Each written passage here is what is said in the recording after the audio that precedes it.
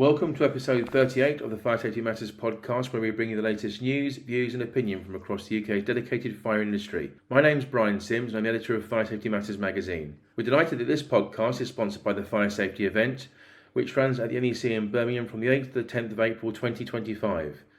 Fire Safety Matters magazine is once again serving as the lead media partner for the exhibition. To register for the show, visit www.firesafetyevent.com. As always, I'm joined in the Fire Safety Matters podcast by my colleague Mark Sennett, the CEO at Western Business Media and also the founder of Fire Safety Matters magazine. Hi Mark, how's things with you? Really good, Brian. It's one of the few times a year, maybe twice a year, we actually get to do a podcast together. So all I can say to everyone is he's far more organised than me in terms of notes and everything, whereas I'll just spit out opinions. It's quite impressive how he prepares, for the opposite of me. So yeah, right now we are in the Manga Club in Spain, which is where I work over the summer, fortunate enough to do that. And to be quite honest, it's just as easy to get Brian over here because he lives in Scotland as it is down to the office by Gatwick. So I'm sat next to a bandana-wearing, England shirt-wearing Brian Sims at the moment, which is a visual we probably should put on LinkedIn for you to all see, but it's quite the sight. But yeah, you know, it's nice to do this podcast together, to be honest. And we've been together quite a bit this month, Brian and I, which is quite a rarity because obviously he lives in Scotland, as I said. We've had the Security Matters Live conference and the Fire Safety Matters Live conference over 2 consecutive days in Coventry. And of course, we had the Fire and Security Matters Awards in between. And we'll come back and talk about that in a bit. So it felt natural once we got that out of the way. And sorry for the slight delaying getting the podcast out. We've had a busy month, but we felt get that out of the way and come back in to talk about this. And we'll certainly be talking about our next conference together, Fire Safety Matters Live in Manchester. But as I always say, you do not have to wait for this podcast to get all the latest news, prosecutions, products, services and in-depth analysis from the UK fire sector. You can go on to the website. Now, I can tell you the web address, fsmatters.com. That is absolutely correct. But actually, most of you probably won't remember that. So you just throw into a search engine, Fire Safety Matters, and up we come. And you can sign up to get our magazine for free 4 times a year alongside the annual guide that we do to the UK fire sector, the FSM guide. You can also sign up to our weekly e-newsletter with 54,000 others of your professional colleagues on that. You can follow us on LinkedIn or X. If you want to comment on this podcast, use the hashtag FSM podcast. Or if you want to look at any of our past or upcoming CPD webinars, go onto our website, click on the webinars tab, and they're all there. So many ways to engage with us rather than just waiting for this podcast. But we start with the news, Brian, don't we, on the podcast? And what's the first news story you've got for us? We do indeed, Mark. Currently under construction, Warringtonfire's new £24 million Birchwood Park facility has been recognised with the Considerate Constructors Bronze Award in partnership with main contractor Tilbury Douglas. Issued by the Considerate Constructors scheme, the Bronze Award recognises the efforts of organisations and suppliers who commit to raising both environmental and community social value standards. The Birchwood Park site, which is nearing completion, achieved a perfect score of 45 out of 45. The facility was judged on 3 different pillars: respect for the community, care for the environment and value for the workforce. The site received top marks in all categories, duly earning an excellent rating for each, in addition to individual praise for its environmental and social policies. Warringtonfire and Tilbury Douglas have implemented a series of measures to demonstrate the social value of the site, including an Open Doors Week and hosting a Lighthouse Construction Industry charity site presentation on mental health, promoting health and wellbeing conversations. The report commends Warringtonfire and Tilbury Douglas for the project's environmental pledges, which include a net zero 2050 carbon reduction plan and avoiding diesel-powered plant and equipment during the construction phase.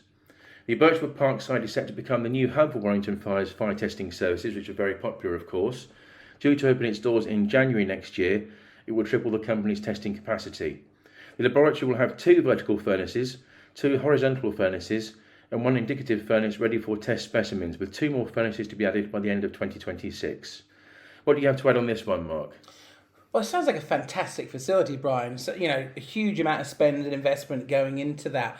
I mean, back when I worked at the Fire Protection Association, they have like a testing facility there. They call it the FPA Testing Lab. And I've been lucky enough to actually sit through some of the tests that are there, which are fascinating. I think I've mentioned on the podcast before, I've actually been in a recreation of a fire, and it shows you how quickly, in that particular instance, that fire, you get zero visibility. And it was they're fascinating buildings to look at, and obviously this organisation, Warringtonfire, is well known for this. It's really just expanding what it does.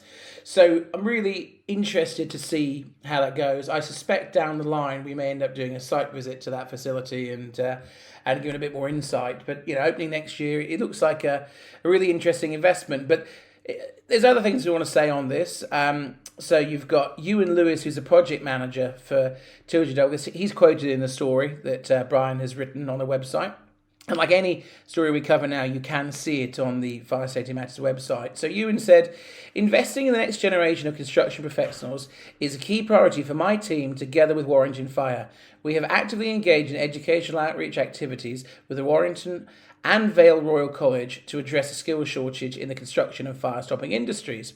So another quote in there, I've got a couple more to give to you on here, is Martin Horn, the Regional Director of Tilbury Douglas. He added, "We are proud of the value created through our partnership, the successful outcomes achieved, and the alignment of goals and values between our organisations."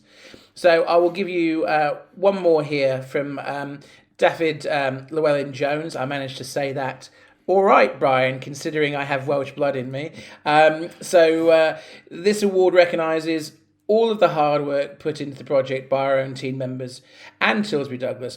We're particularly proud of our social value scores, notably so around our outreach and within the local community. Warrington has always been our home, so it's important that we continue to make valuable contributions to both the next generation and the environment. So, you can see that story on our website. If you go into the news area, it's there. Or you want to go on the search box, just type Warringtonfire, one word, or just type Birchwood Park site and it will come up as well. So I'm going to go on to my story that I've highlighted here, Brian, if you don't mind. And this is titled, AXA UK advises London businesses to review fire risk assessments. So AXA Commercial, which is itself a division of AXA Insurance PLC, as I'm sure you all know, is advising London businesses to review their fire risk assessment and staff training in the wake of London Fire Brigade, and I'll probably say that's LFB for short from now on if you don't mind, announcing that it will no longer respond to daytime activations of automatic fire alarms in most non-residential buildings from October 2024. So, in the last year up to March 2024, LFB attended 52,000 false calls generated by automatic fire alarms. And as I said, this is from October. And as was reported in Fire Safety Matters, automatic calls will not be answered between the hours of 7 a.m. and 8:30 p.m. in a bid to reduce the burden on the fire and rescue services resources. That's said, that'll take place from October this year.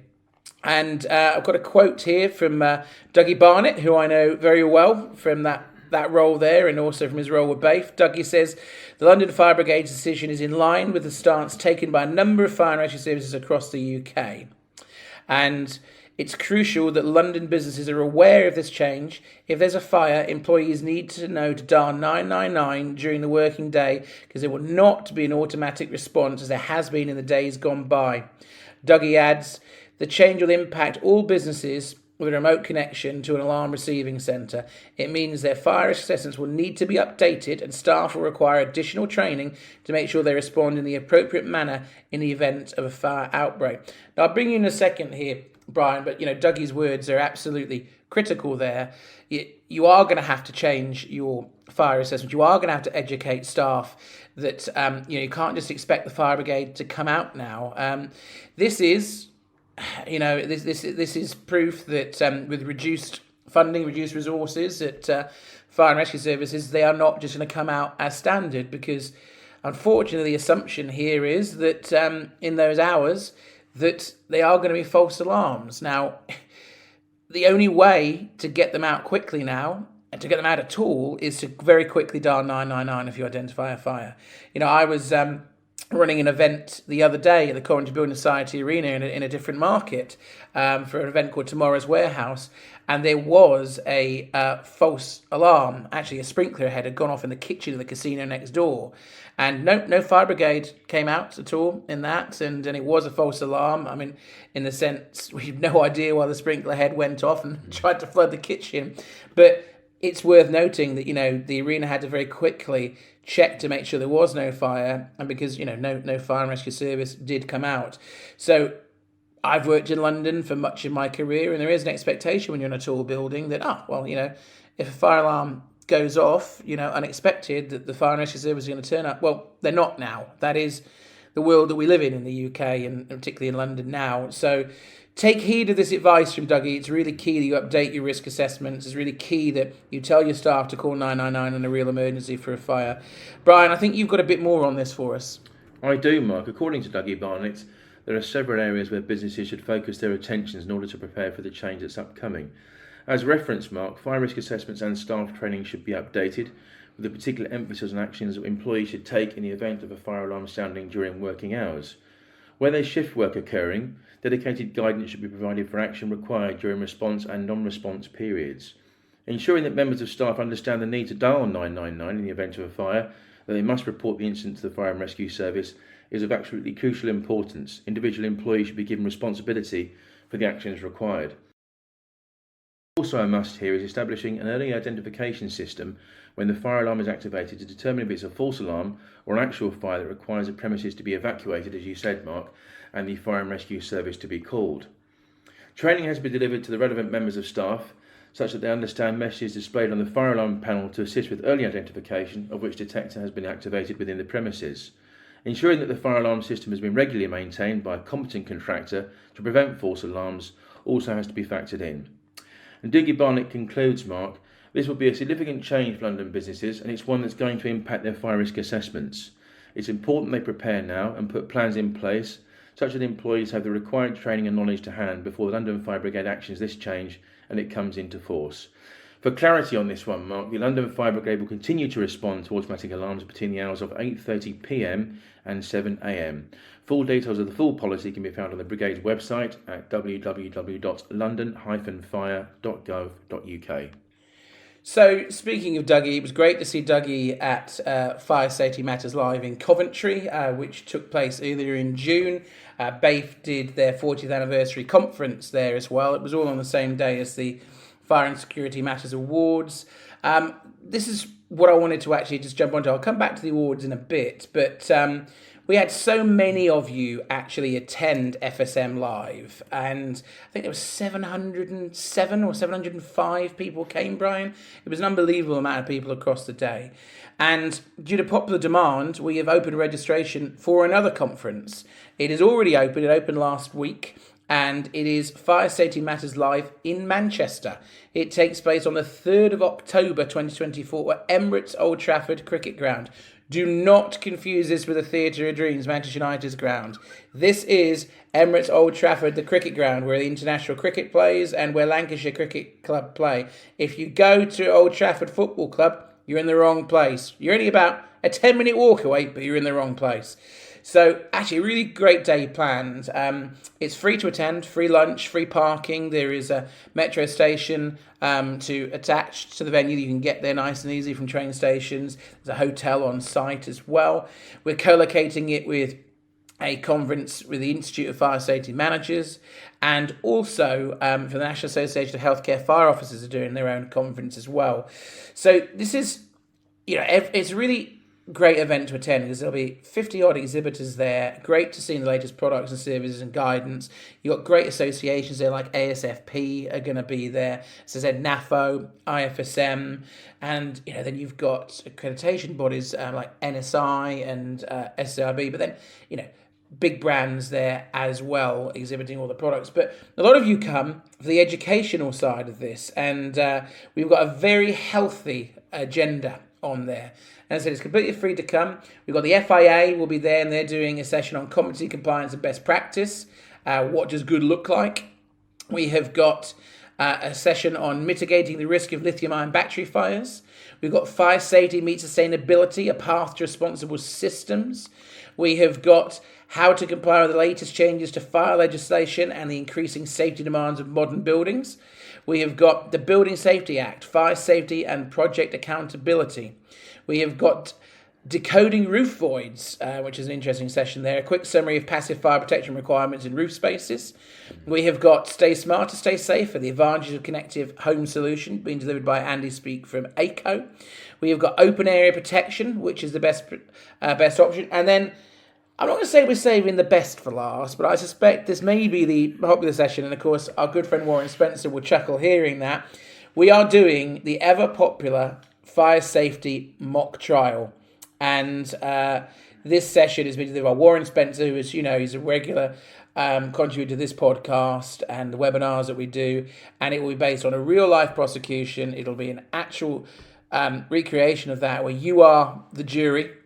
And then you'll vote guilty, not guilty. And then Warren will tell you what it was in real life and explain whether you were right or wrong and how you were right or wrong. And it's such a great interactive session. I mean, I cannot stress strongly enough to come this. Warren doesn't do many of these. He really only does it for us. And it's right on his doorstep because his legal firm is based in Blackpool. So this is the perfect opportunity for you to come and meet Warren and come and really enjoy that. So please do come along. We had 150 people registered just in the first day. And it's free to attend, free to register. And it is fsmlive.co.uk.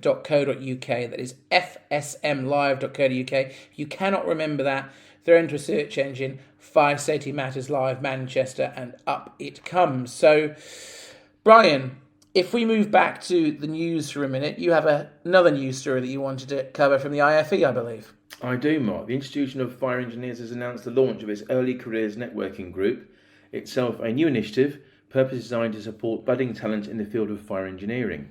The Early Careers Networking Group aims to offer young professionals and students alike a comprehensive insight into the wide range of vocations available within fire engineering, thereby encouraging interest in the sector. Hosted on LinkedIn, the IFE's Early Careers Networking Group is concentrated on fostering a supportive community whereby early career individuals can thrive and find their path in fire engineering going forward. The launch comes at a crucial time following the publication of the Science Education Tracker 2023 by Engineering UK, which raised concerns about the future workforce in the science, technology, engineering and mathematics fields. A survey of over 7,000 young people in England reveals significant challenges and a pronounced gender gap. For example, only 12% of girls feel that being an engineer fits well with their identity. Just 16% of girls believe an engineering career is suitable for them. Further, practical science opportunities are crucial, particularly so for less engaged students. Only 26% of GCSE students participate in practical work at least every fortnight. Interest in science has declined and a gender gap has emerged, with 36% of girls stating that science is not for them. The Early Careers Networking Group will address these key factors as time progresses, beginning by establishing a platform whereby young people can explore and discuss fire engineering pathways. Dean Morris, the chair of the Early Careers Networking Group, explained, "I think everyone looks back on their life with hindsight and thought about what they will do if they had their time over again. This group will offer a platform to share these experiences and deliver salient advice to anyone who's new to the industry or otherwise thinking of joining." Morris went on to state, "I really hope that it provides a safe space where people can ask questions, but also network and meet like-minded individuals. Everyone's at different levels in their career and experience and had to start from somewhere, so creating a safe space is important for individual development and ensuring competency in the industry going forward." Anything to add on this one, Mark? Yeah, and before I do, if you want to have a look at this news story, obviously go onto the website, Fire Safety Matters website, and you can throw in to the search engine IFE Early Careers Networking Group, or IFE Early Careers will come up. We've talked about the gap of a youth movement into this fire sector as a wider thing before. We talked about it with Ian Moore from the FIA. We haven't necessarily talked about it so much from the engineering side. And I think some of the statistics that come out in this story are, a tad depressing on the gender gap there. I think good work is being done by numerous groups in the fire sector to try and encourage more women into the sector. Andrea White has been, really prominent on that. And I think there's obviously more work to be done here, and this fits into that. I've said before on this podcast, okay, I'm a journalist by trade, but I have been covering the fire safety sector for, oh my word, now it must be 14, 15 years, and I'm only 40 this year, just gone, and I have gone all over the world with this, Brian. I have gone to events just to cover them in Dubai. I have been to some phenomenal premises that you wouldn't expect to go to, whether it's power plants, whether it is testing facilities, whether it is the Shard, or whether it is the NEC for the fire safety event, or wherever it is, or one of our events. But I've been all over the world, Germany, to see ASECOS's part. And, one of the big things I've always said is this career, if you get into the fire sector, and I don't profess to be a fire safety professional, I cover what you do. You listening are the fire safety professionals. And you've told me stories of where you've been all over the place at fascinating facilities. That the breadth of what your job is. There will be people listening here that I know that work for Merlin Group, where Manchester United, Arcadian Group, the Shard, Formula One teams, Warburton's. It's so diverse. It's fire safety in those premises, and actually, when you explain that to younger people and also to potential women or minorities, etc., like that, it can be a really exciting area to come to work in. And you see people stay in this career, Brian, that they might move jobs, but they tend to stay within the sector all the time. Once you're in it, you really can make a difference in this job. I don't need to say that to you guys listening, you know it. So I am fully supportive and stuff like this, and when you, and I'll talk about in our awards in a moment, and one of the categories we're proud of is the Woman of the Year category that's in there as well. And bringing equality into the sector is important to us. We cover it in the magazine as well, in terms of Andrea is a commentator for us on stuff, and we're soon going to be doing an industry survey, of which Andrea is kindly giving us some questions to put in there. But just finishing off, that's my thoughts. But we haven't had a comment yet from the IFE, and the CEO of the IFE, which is Steve Ham, has commented on this article saying, "We're delighted to welcome Early Careers Networking Group to IFE's portfolio of groups. The output will address integral issues across the fire sector, ultimately benefiting our membership and stakeholders shaping the future workforce. Young people from around the globe will now have a space in which to collaborate and seek advice on international scale. I believe this group will play a pivotal role in shaping the futures of fire engineering for budding talent. By offering a space to explore career options, we aim to bridge the gender gap and ignite a passion for fire engineering young people within the UK and overseas." So I am fully supportive of that message. Do check it out. Do go to the IFE's website as well and look in, and do obviously look if it's relevant to join this group and recommend it to others, the IFE Early Careers Networking Group. So the final thing for me to cover before we go into our guest for this episode is, I've talked about it a couple of times in this podcast, the Fire and Security Matters Award. Well, they took place on the 12th of June at the Coventry Building Society Arena, and what a night it was. Sold out again, 811 people in attendance. It was brilliant. Jason Manford was the host. I thought he was excellent. I think the feedback we've had is great. And listen, it's a brilliant networking evening. It's a lot of fun, but it has a serious purpose. And, I've said on this podcast many times before that I truly believe this is the best part of my job, is seeing people excited about being shortlisted, let alone winning these awards. A magazine like Fire Safety Matters and, of course, Security Matters should be there to highlight the key stuff that you all do of keeping people and property safe. It is a vocation that deserves recognition, and we had a record 320 entries, and as I said, 811 people in attendance. We were really proud to have the headline sponsor being BAFE to celebrate their 40th anniversary. And, we had brilliant sponsors who I make no apologies for thanking here now. ACO, Apollo Fire Detectors, CTEC, EMS, FFE, Hikvision, Hi-Fire, Kentech, Millwood, Millenite, Claxton, SafeLinks, Texacom, TO Fire Safety, the Fire Safety event, the Security event, and Siderise, and supported by brilliant associations. This is what makes these awards stand out, Brian, is the amount of associations that support them and promote them, whether it's IFEDA, whether it's IFSM, whether it is NSI, whether it is SSAIB, the Security Institute, and so many more that I could go through.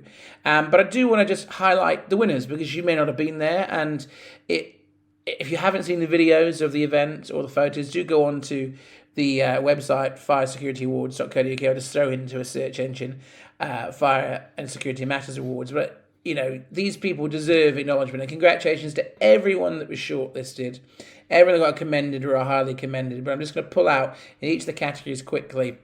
just the winners. So Fire Safety Installation Company of the Year, and I only do this for the fire categories, was M&G Fire Protection.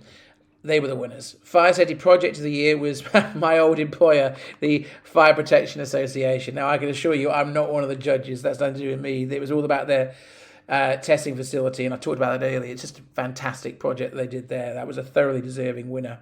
Fire Safety Campaign of the Year, Zeus Training. Congratulations to Tom Brooks there. That's very well deserved.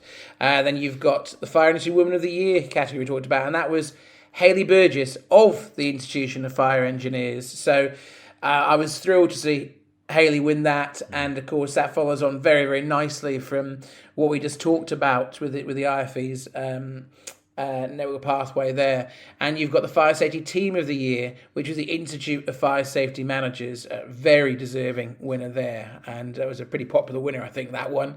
And then we had the Fire Safety Manager of the Year, which was Stephen Patton of Securitas. The Fire Safety Innovation of the Year, and they were somewhat shocked to win this, but they deserve it. It was Detector Testers for Testfire XTR2. And then there is the Fire Safety Manufacturer of the Year. Not the first time they've won it, but they do produce brilliant products, and that was Advanced. So it was a wonderful evening. It's going to be even bigger next year. It's, as I said, my favourite thing that we do, because it makes people happy, it brings people together, and it does what a magazine should do in terms of raising a spotlight on the great stuff that you do. So when we open entries in October, November time this year, it is free to enter. Please do enter and use this as a nice reminder. You could nominate yourself, you could nominate a colleague, you could nominate a team, you could nominate someone you know, a contractor, a client, a product, a service, a project. There's so much to do, but it's worth the recognition. Brian, I know that it's an evening that you very much enjoy. You do oversee the judging very well for us, along with about 14 other independent industry judges. How was the evening for you? It was great, Mark, as always. It's obviously the FSM Live during the day. The conference part of it was fantastic. We had a brilliant presentation array organised by yourself, a cracking conference programme. One of the highlights for me, I think, was obviously Colin Todd's presentation, and also Vicky Wells from Apollo, you mentioned, on sustainability. Absolutely fantastic. She's a professional to look out for in the future, and again comes back to the women in fire safety, which we've been talking about recently. The awards themselves, fabulous. I'd never seen Jason Manford before. I didn't know he could sing, but yeah, he absolutely can sing. He had the audience, in the palm of his hand for most of the night, actually. But it was a great evening. We thoroughly enjoyed it. Brilliantly put on by the events team at the CBS Arena. And the first, I think, projection we had this time from LED backdrops as well, which was great. I think in the 35 years I've been doing these awards schemes with various businesses, that's the best AVs I've ever seen, actually. Made a difference, It's about look and feel, and we decided to give it a try. And next year, my word, it's going to be even bigger. We've got an even bigger space. There is rumours that we might even have fairground rides there as well as part of the entertainment. Come back to me on that one. But it was a great night. Congratulations to all of the winners, all of the highly commended and shortlisted people. And actually, thank you to everyone that entered. Those of you that didn't get shortlisted, did not be downbeat about that. There's 328 entries, right?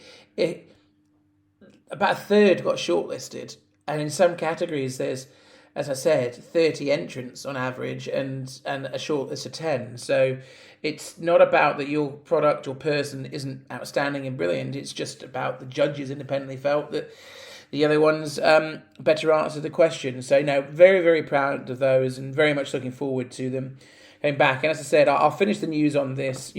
We do love hearing from all of you. We do love seeing you. So please come to that Manchester conference, Fire Safety Matters, live in Manchester at Emirates Old Trafford on the 3rd of October. Free to attend, www.fsmlive.co.uk.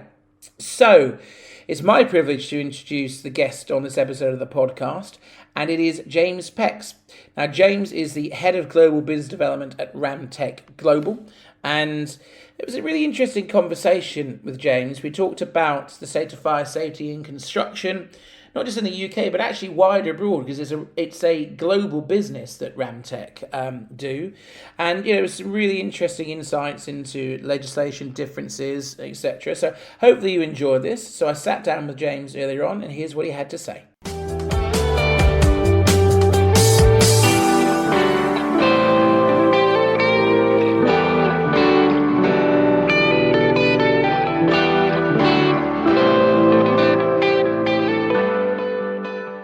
Hi James, how are you? I'm very well, thank you. How are you? Yeah, great. Good to see you. We've been planning this one for a while. So before I get into the questions I've got for you, we've got quite a varied discussion to talk about today. You work for Ramtech, and Correct. not everybody here necessarily knows who Ramtech are. So we've got a really diverse audience between, end users, installers, consultants, fire risk assessors, etc., fire and rescue service people. So if people don't know about Ramtech, can you tell us a bit more about the business, what it does? Absolutely, yeah. So Ramtech, we're based in Nottingham in the UK. We've been around since 1990, so we're quite an established business now. We've always been specialised in wireless technology ever since 1990. So we were quite early to the game in terms of wireless technology and systems. Our products span a range of different industries. Initially, when we were formed, we were more focused on the leisure industry. So things like caravan parks, providing security systems, wireless systems for mobile homes and things like that. And then over the years, using our wireless experience and expertise, we've transitioned now more into the fire market globally. So at our core, what our business does is offer the ability to protect construction sites, industrial projects, anything where a permanent normal fire system wouldn't really suit the application. We offer wireless systems that are robust and that are designed to protect on a temporary measure. So our systems are designed to be very quick to install, very easy to use, and they can go into applications where your traditional systems wouldn't really suit that kind of application. So one of the things we want to discuss today was fire safety regulations. So obviously, I'm very familiar with things like the fire safety order. We cover it a lot here on the podcast. But can you outline some of the key fire safety regulations in the UK that, in your opinion, have significantly reduced fire-related incidents across construction sites? Yeah, of course. I think the first thing to say is the UK construction industry takes fire responsibilities very seriously compared to many other markets in the world that we work in. And there are a number of standards and things in place to help protect this and safeguard construction sites from fire during the construction phase. So the two key ones really, we have the regulatory reform, the fire safety order from 2005, which mandates kind of comprehensive fire risk assessments and the implementation of safety measures on construction sites. And then additionally, there's the Joint Code of Practice, which is something that is quite unique to the UK construction industry compared with the other markets we work with. And ultimately, what the Joint Code of Practice does is it sets a list of guidelines and rules that contractors and developers have to follow in order to meet their insurance requirements. So although the Joint Code of Practice isn't a legal requirement as such, you wouldn't be sent to court if you weren't following it, it does create part of the insurance contract. So we've seen contractors really buy into this in the UK over the past 20 years almost since the Joint Code of Practice was actually originally developed. And what we're seeing, which is great, is the Joint Code of Practice be constantly updated to basically further improve fire protection during construction. Now, for us, that was what led us really into the temporary fire market, because we saw a requirement and a need for systems that were suitable for construction sites to use during that construction phase. And we've constantly developed our products to help contractors and developers meet those requirements of the Joint Code of Practice with our system. So Ramtech is obviously part of an even bigger business in the sector, the Halma Group, and it's truly international business. And we're talking about standards here in fire safety standards. So I want to test your knowledge a bit to do with the international side of things. How, in your opinion, do fire safety standards in the UK compared to those in other parts of the world, particularly in the USA? Okay, yeah, that's a great question. And I suppose if anyone should know the answer, I should. We're heading up our global business development. So I've worked in numerous different markets over the past few years for Ramtech, mainly North America, the Middle East, and also the Australian market as well. And there is a clear difference in terms of the standards that are put in place in those other markets in comparison to what the UK have done, which we just spoke about. So let's start with the US, for example. There is the NFPA, which is the governing body for fire protection across all different aspects.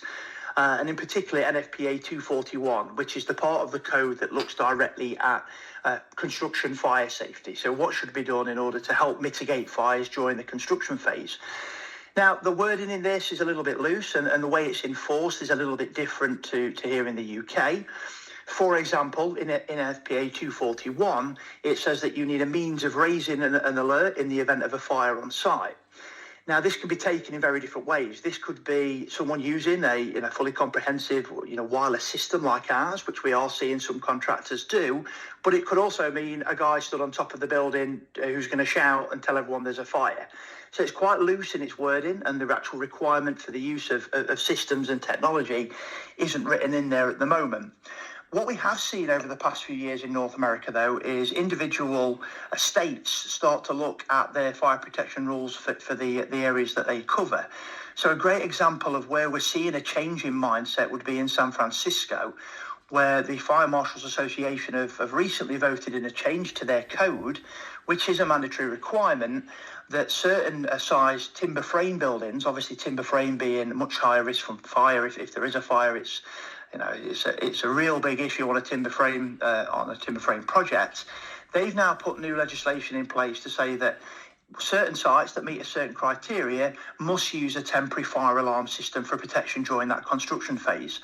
And what you tend to see with these kinds of code changes is once you get a state like California, like San Francisco, which is obviously a leading area in the country, once we see that buy-in from them, we start to see that then filter across the country into other governing bodies and other states and fire marshal associations. So the US is behind in terms of its actual legislation, but we are starting to see a change in mindset and starting to see people realise the requirement for fire protection during construction is extremely important.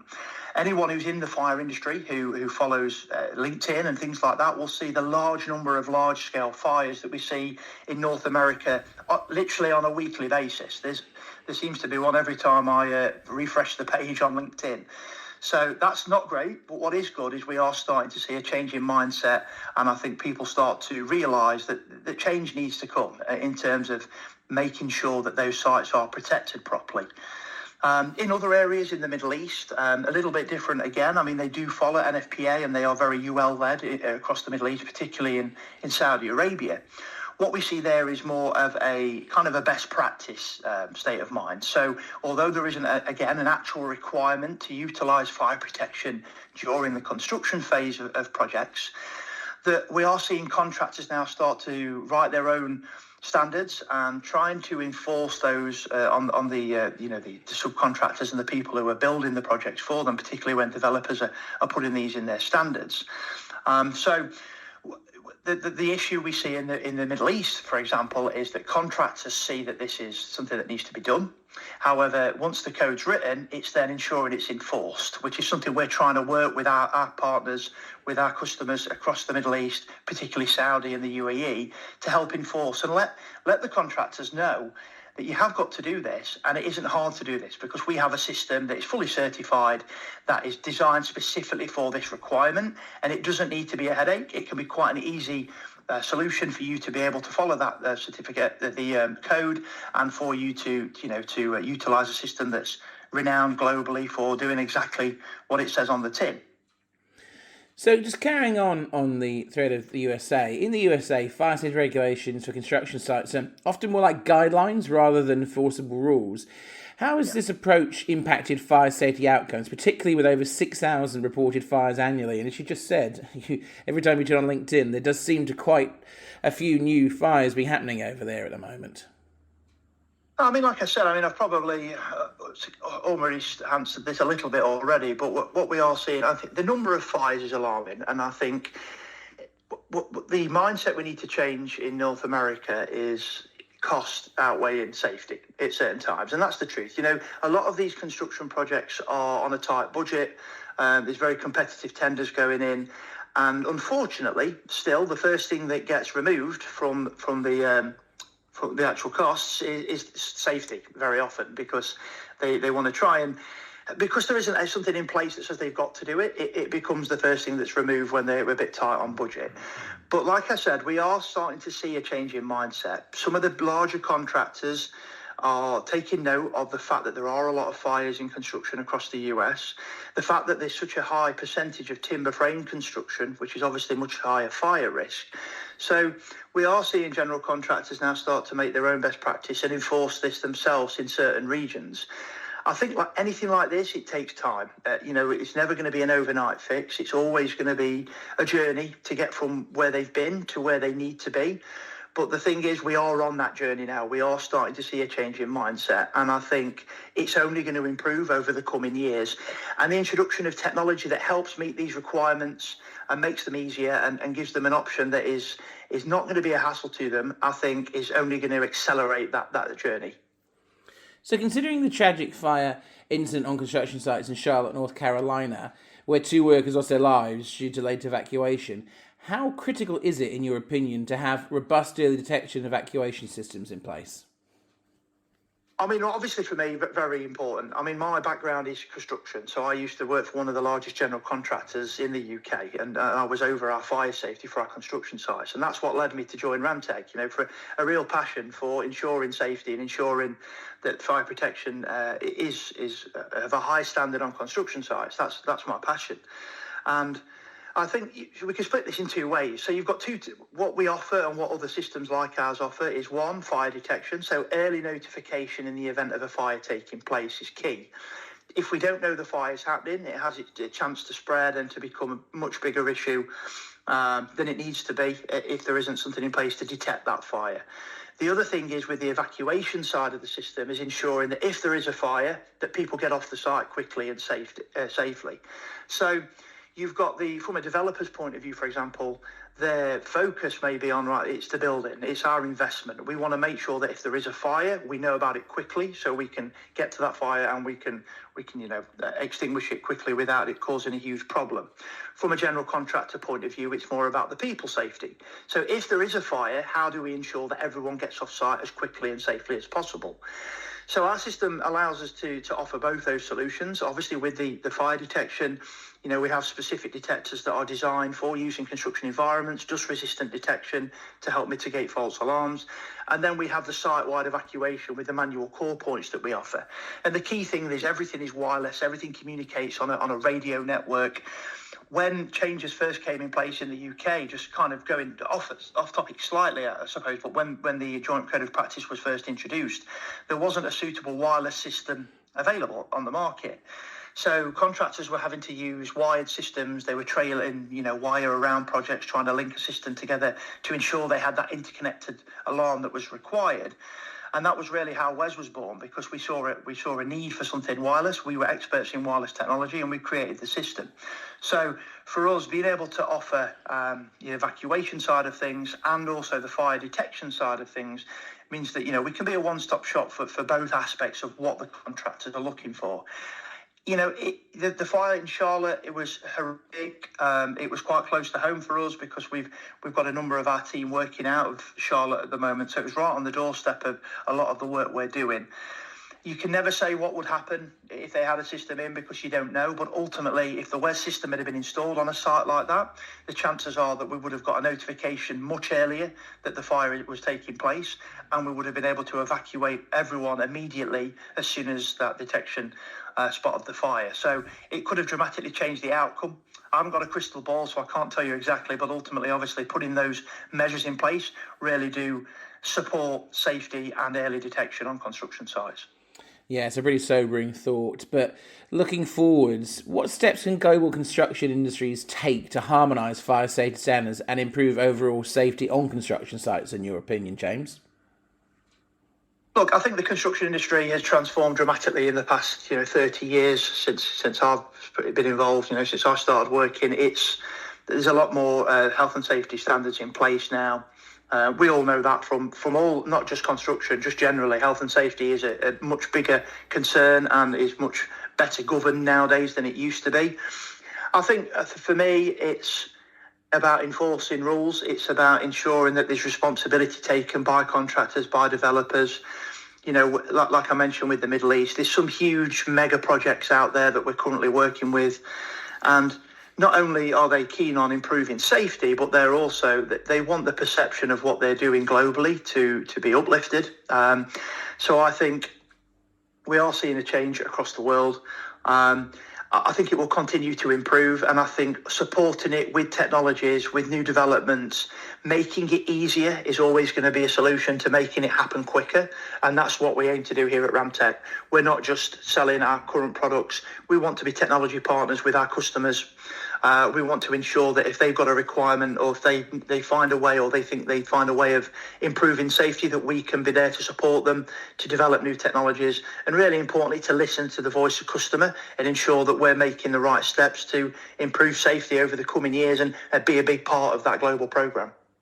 Well, James, I really appreciate your time today. It's been a really interesting insight, both domestically and overseas, about construction sites and fire safety, and of course, the benefits of wireless fire detection, which of course you are very, very passionate about. We talked at the start of this interview about Ramtech. If people want to find out more about Ramtech, get in touch with Ramtech, or even get in touch with yourself, how can they do that? Well, the best way is probably the social platforms. I mean, we have a great marketing team, and we are very active across our website or the LinkedIn page. These days we've got the TikToks and Instagrams and everything else. I'd say the best way to get hold of us would to be visit www.ramtechglobal.com, and there's ways of communicating with different members of the team in there. Obviously LinkedIn as well, if you wanted to reach out to me to discuss anything that we spoke about today, or any other fire safety concerns. You can find me on LinkedIn, James Pecz. I'm on there, very active on there, and I'd love to have a conversation with anyone who wants to talk about fire safety and construction or any industrial application. James, thanks so much for your time today. It's been great to catch up with you. Thank you very much. Pleasure as always.